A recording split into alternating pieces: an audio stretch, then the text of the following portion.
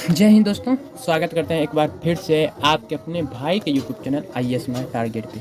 तो दोस्तों, आज हम सॉल्व करेंगे GS3 जनरल यानी कि सामान्य अध्ययन पेपर तीसरा जो होता है उन्हीं का प्रश्न संख्या 6 को हम कवर करेंगे। ठीक ना। ये PYQ है जो कि 2024 का प्रश्न है। ठीक, तो चलिए एक बार प्रश्न को पढ़ लेते हैं। तो देखिए, प्रश्न पढ़ के आप लोगों को सुना देते हैं कि प्रश्न क्या कह रहे हैं, उसके बाद हम आंसर प्रारंभ करेंगे। तो देखिए, प्रश्न कह रहे हैं कि राजमार्गों पर इलेक्ट्रॉनिक पथकर संग्रह करने के लिए कौन सी प्रौद्योगिकी अपनाई जा रही है। पहला यहाँ पे ये है, यानी कि रोड पे, राज का जो मार्ग है, बड़ा रोड, उस पे जो एक कर संग्रह करने के लिए टोल प्लाजा है, ठीक ना, उस पर कैसे किया जाता है, उन्हीं के बारे में ये प्रश्न है कि राजमार्गों पर इलेक्ट्रॉनिक पथ कर संग्रह करने के लिए कौन सी प्रौद्योगिकी अपनाई जा रही है। यहाँ प्रौद्योगिकी बोले, ना कि उनका नाम लिए। ठीक ना। तो आप लोग देखे होंगे टोल प्लाजा। ठीक, तो उसके क्या क्या लाभ और क्या क्या सीमाएं हैं। दूसरा प्रश्न यहाँ कर दिए, उनके लाभ और सीमाएं के बारे में पूछ रहे हैं। वे कौन से परिवर्तन प्रस्तावित, तीसरा में प्रस्तावित परिवर्तन प्रस्तावित पूछ दिए, ठीक ना, जो इस सरल प्रक्रिया को निर्बाध बना देंगे। क्या यह परिवर्तन कोई संभावित खतरे लेकर आएगा। तो उत्तर जो है 150 शब्दों में मांगे हैं। तो इसमें जो है 3 तरह का प्रश्न बन गए। पहला तो यहाँ बन गए, ठीक है, प्रौद्योगिकी अपनाई जा रही कौन सा, तो बताना है। दूसरा यहाँ पे पूछ लिए क्या क्या सीमाएं निर्धारित करती है, ठीक है। तीसरा पूछ लिए परिवर्तन प्रस्तावित, ठीक है, जो कि निर्वाध कर देंगे। उसके बाद चौथा प्रश्न पूछ लिया इसमें इनके खतरे का। तो चलिए बारी बारी से आंसर देते हैं, लेकिन इस चारों का आंसर जो है हमको 150 शब्दों में देना पड़ेगा, इसलिए हम जो लिखेंगे उसको बाद में एक्सप्लेन करेंगे, ठीक है। तो अभी हम जस्ट आंसर को सिर्फ लिखेंगे, सिर्फ और सिर्फ आंसर लिखेंगे, जिसमें कि ये अभी म्यूट हो जाएंगे, ठीक ना। तो चलिए प्रारंभ करते हैं।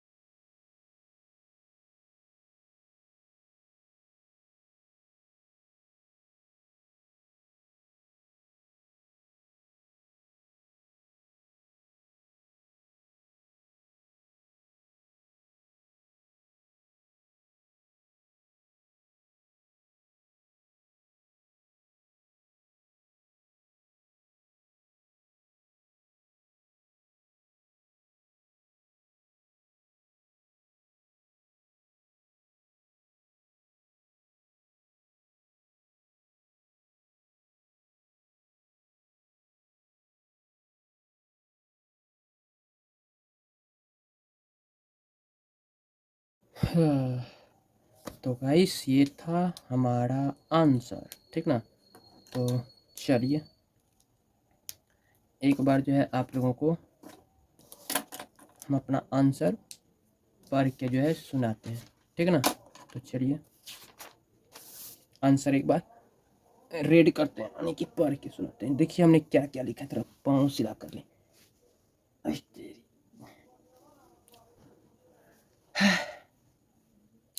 तो देखिए आंसर में हमने लिखे हैं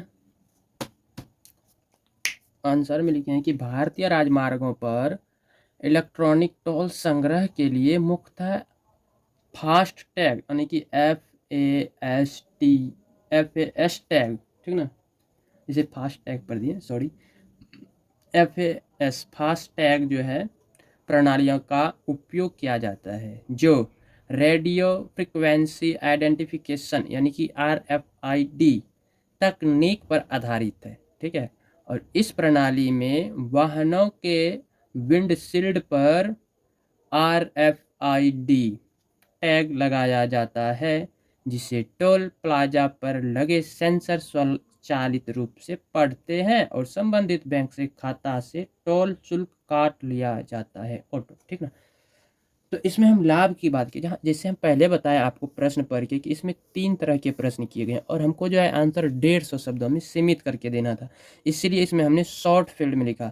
शॉर्ट फील्ड में लिखने का ये भी उद्देश्य था, मान लीजिए जो चेक करेंगे वो तो अपने बहुत ही जानकार होंगे, सिर्फ संकेत दे देंगे तो अपने समझ जाएंगे।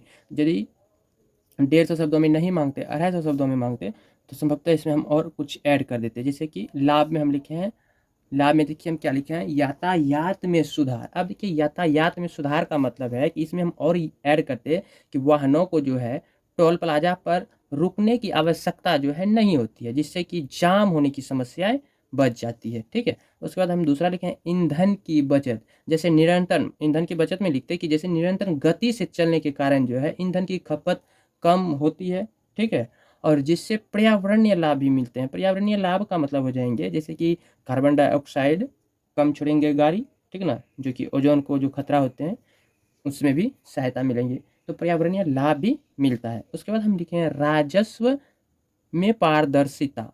तो इसमें भी हम इसमें ऐड करते कि ये देखिए स्वचालित प्रणाली के कारण जो है टोल संग्रह पारदर्शिता बढ़ती है और ये जो है भ्रष्टाचार की संभावना को भी घटाती है, ठीक है, ये भ्रष्टाचार की संभावना को भी घटाती है राजस्व में पारदर्शिता से। उसके बाद हम चौथा लिखे हैं डिजिटल भुगतान को बढ़ावा।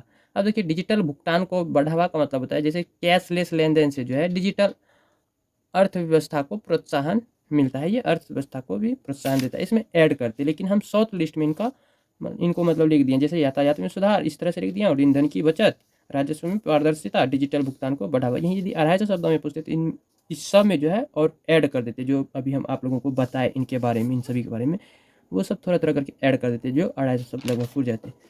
तो 150 पुराने के कारण जो है थोड़ा सा कहीं कहीं हम परिभाषा भी नहीं लिखे ऐड, मतलब इनका जो जैसे ईंधन की बचत में ऐड जो करते वो ऐड भी नहीं किए। उसके बाद हम सीमाएं, तो देखिए सीमाएं में क्या लिखे, पहला लिखे हैं तकनीकी समस्याएं। अब तकनीकी समस्या में जैसे आप लोग जानते हैं कि RFID रीडर या टैग की खराबी से जो गलत शुल्क कटौती ये देरी से हो सकती है, ठीक ना, वो तकनीकी समस्या में आ जाती है, ठीक। उसके बाद दूसरी लिखे हैं अपर्याप्त बुनियादी ढांचे। अपर्याप्त बुनियादी ढांचा का मतलब होता है कि कुछ टोल प्लाजा पर जो है पर्याप्त FAS टैग यानी कि फास्ट टैग लेन नहीं है, फास्ट टैग लाइन नहीं रहते हैं, बहुत जगह ऐसा है, जिससे भीड़ भाड़ हो सकता है। यदि ये चीज FAS फास्ट टैग नहीं होंगे तो इस जगह पे भीड़ होने की संभावना बढ़ जाती है, ठीक ना, तो इसमें हम वो चीज़ ऐड कर सकते थे। उसके बाद तीसरा लिखिए सीमाएं के बारे में कि ग्रामीण क्षेत्रों में कम जागरूकता, ठीक ना, तो देखिए ग्रामीण इलाका जो होते हैं इसमें डिजिटल साक्षरता की बहुत कमी होती है, ठीक ना, जिसके कारण जो है फास्ट टैग अपनाने में कठिनाइयाँ, तो साधारण सी बात है कठिनाई आएगी ही, तो वही इसमें ऐड करते। और चौथा सीमाएं में लिखे हैं कि इंटरनेट पर निर्भरता, ठीक है, ये जो है इसमें हम और ऐड करते। यदि 250 में पूछते तो इसमें और ऐड 250 या 500 या 1000 भी पूछते तो इसमें हम इंटरनेट पर निर्भरता में ऐड कर देते कि रियल टाइम में जो है लेन देन के लिए जो अस्थिर इंटरनेट कनेक्टिविटी आवश्यक है, जो सभी क्षेत्रों में लगभग सभी क्षेत्रों में उपलब्ध नहीं हो सकती है, ठीक ना, तो ये कनेक्टिविटी आवश्यक है जो सभी क्षेत्रों में उपलब्ध नहीं हो सकती है, ये सब बातें ऐड करते हैं।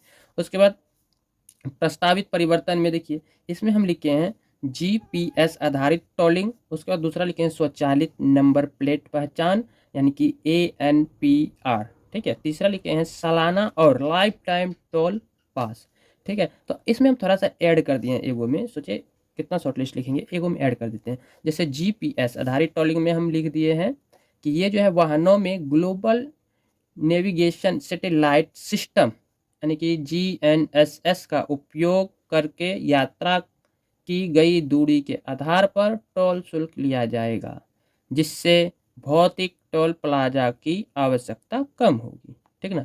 उसी प्रकार दूसरा जैसे लिखे स्वचालित नंबर प्लेट पहचान, तो इसमें भी हम लिखते जैसे ऐड करते कुछ टॉपिक बता रहे हैं। जैसे मान लीजिए कैमरों के माध्यम से जो है वाहनों की नंबर प्लेट पढ़कर टोल शुल्क स्वचालित रूप से काटा जाए, जिससे टैग की आवश्यकता समाप्त हो जाएगी। ठीक ना। उसके बाद आगे हम जैसे तीसरा, ये दूसरा हो गया, उसके बाद हम तीसरा में लिखते कि सालाना और लाइफ टाइम टोल पास, इसमें जो है एक मुश्त यानी कि एक मुश्त भुगतान के माध्यम से जो है वार्षिक या 15 भी रख सकते हैं, वार्षिक या 15 वर्ष के लिए टोल पास जारी करना, जिसके इससे जो होगा क्या कि बार बार जो भुगतान करने की आवश्यकता होती है वो निश्चिंत हो जाएंगे। ठीक ना। तो उसके बाद हम संभावित खतरे में लिखे हैं। तो देखिए संभावित खतरे में हमें दो टॉपिक को रखे हैं।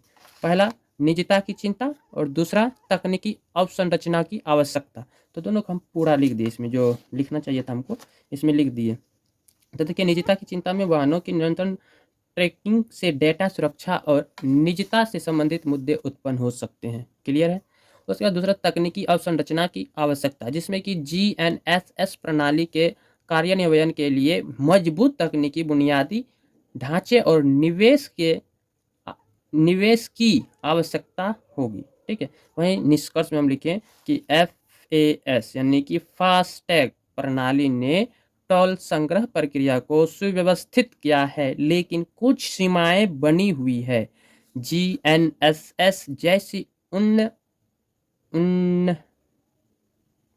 यहाँ पे उन्नत तकनीक होंगे, उन्नत तकनीकों का अपनाना इन चुनौतियों को कम कर सकता है, लेकिन इसके लिए निजता, सुरक्षा और तकनीकी अवसंरचना पर विशेष ध्यान देने की आवश्यकता होगी।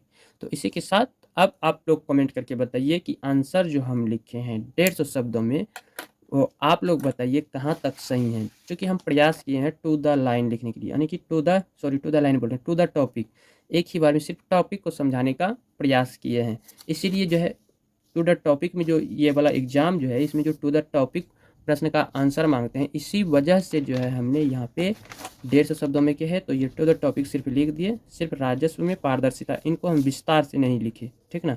डिजिटल भुगतान को बढ़ावा, ये सब के बारे में हम विस्तार से नहीं लिखे, सिर्फ डायरेक्ट लिख दिए। ये सब सारे बातें डायरेक्ट हम लिख दिए टू द पॉइंट के अनुकूल। ठीक ना। तो इसीलिए हम जो है उतना ज़्यादा इसमें ऐड नहीं किए। 150 शब्दों में लगभग 150 या 200 पूर जाएंगे मेरे ख्याल से, यहाँ तक में संभवतः 150 पूर ही सकते हैं। तो मैं काउंटिंग तो नहीं किए हैं, कॉन्फिडेंस है कि 150 से तो प्लस होंगे। ठीक है। तो चलिए अब मिलते हैं नेक्स्ट वीडियो में, नेक्स्ट वीडियो कहते हैं नेक्स्ट डे। अब थोड़ा आराम करने का समय है, तो हालांकि आज बुक नहीं पढ़े और कल भी नहीं पढ़ पाए थे ये वाला बुक। चलिए ब्रेक कर लेते हैं थोड़ा सा, उसके बाद यदि समय मिलेंगे तो ज़रूर पढ़ने का प्रयास करेंगे, नहीं तो सो जाएंगे। लगभग टाइम भी बहुत ज़्यादा हो जाते हैं इधर। आज रामनवमी था तो इसके लिए आप सभी को भी बहुत बहुत शुभकामनाएं, और साथ में आप लोग भी शुभकामनाएं दे दीजिए रामनवमी का। ठीक है। तो चलिए मिल के करते हैं स्टडी। अब अगले वीडियो में मिलते हैं कल। ठीक है। आज थोड़ा सा कुछ काम नोट्स वगैरह ऐड करना होगा, तो नोट्स वगैरह ऐड करेंगे, उसके बाद हम सो जाएंगे। तो ये नोट्स वगैरह का वीडियो हम नहीं बना पाएंगे, सिर्फ क्वेश्चन आंसर का वीडियो डाल दिए तो यही काफ़ी है। ज़्यादा टाइम खा लेते हैं YouTube. Okay bye bye, love you all of you, bye, good night.